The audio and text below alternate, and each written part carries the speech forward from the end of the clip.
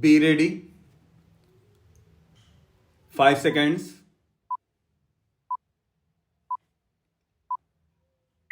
Start. The real limiting factor in industrialization is the lack of capital equipment. The difficulties are of getting the capital equipment and special experience from those countries which happen to possess it and who have a surplus of it. How far it can be obtained? It is for you to calculate and the producing countries to decide. If it is not obtained quickly, the process of industrialization may be somewhat delayed, but it will go on. If it is considered right on the larger interest of the world that a country like India and other countries in the East should be industrialized, should increase and modernize agricultural production. It is in the interests of those countries that can help in this process to help the Asian countries with capital equipment and their special experience. But in doing so, it is to be borne in mind that no Asian country will welcome any such assistance if there are conditions attached to it which lead to any kind of economic domination. We would rather delay our development, industrial or other, than submit to any kind of economic domination by any country. That is an axiom which is accepted by everyone in India, and I shall be surprised if any other country in Asia does not accept it. We want to cooperate in the fullest measure in any policy or program laid down for the world's good, even though it might involve the surrender in common with other countries of any particular attribute of sovereignty, provided that is a common surrender all round. But a long period of foreign domination has made the countries of Asia very sensitive about anything which might lead to some visible or invisible form of domination. Therefore, I would beg of you to remember this and to fashion your programs and policies so as to avoid anything savoring of the economic domination of one country by another. Political domination, it is admitted, leads to economic domination, but an invisible or semi-invisible economic domination creeps in unless you are careful.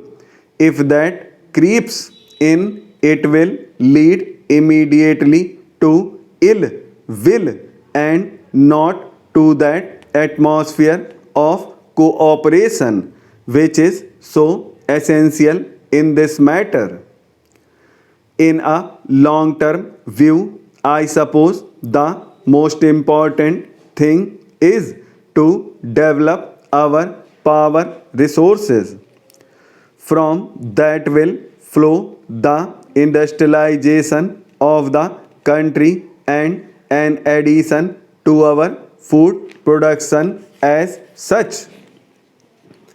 Measures for land reforms will not create the necessary impact unless implementation is sincerely and speedily undertaken and the inputs necessary for increasing production are supplied on time at reasonable rates and in adequate measure, particularly to the small and marginal farmers. This will ensure increased production and better distributive justice. There is, however, little justification for confining such reforms to the rural sector only. The Monopolies and Restrictive Trade Practices Act appears to be a step in the right direction but is not adequate. In a developing economy like ours, the oligarchy of a few families controlling big industrial empires and widening enormous money power poses a big threat to the country's political system besides distorting its socio-economic base.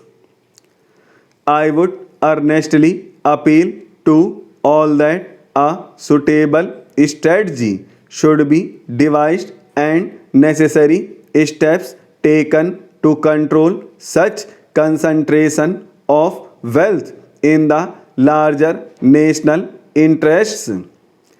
As a country that missed the forest industrial revolution and hardly caught up with the subsequent ones, India finds itself in the unenviable position of having to race against time in coping with the multifarious challenges of a population explosion and the rising expectations of its people.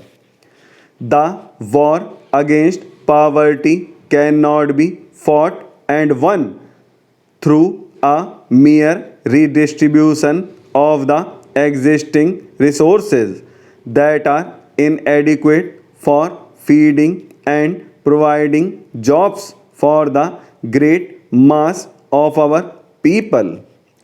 We must create more national wealth through a balanced development of agricultural and industrial sectors for marching forward to new frontiers of true equality and prosperity for all sections of our people. Our plans for socio-economic development have created hopes among our youth and they look forward to a better life. Our youth, the nation's most valuable treasure, must not feel impatient or apprehensive of the future. We need to effectively involve this vast reservoir of hardworking and intelligent manpower with the task of nation building, particularly in the rural areas. The draft 6th 5-year plan sets out a new strategy for the creation of massive job opportunities through accelerated development of agriculture and cottage and small scale industries. I appeal to all my fellow citizens, irrespective of their position or station in life, to participate actively in this challenging task and so assist the government in reaching the fruits of development to the people at large.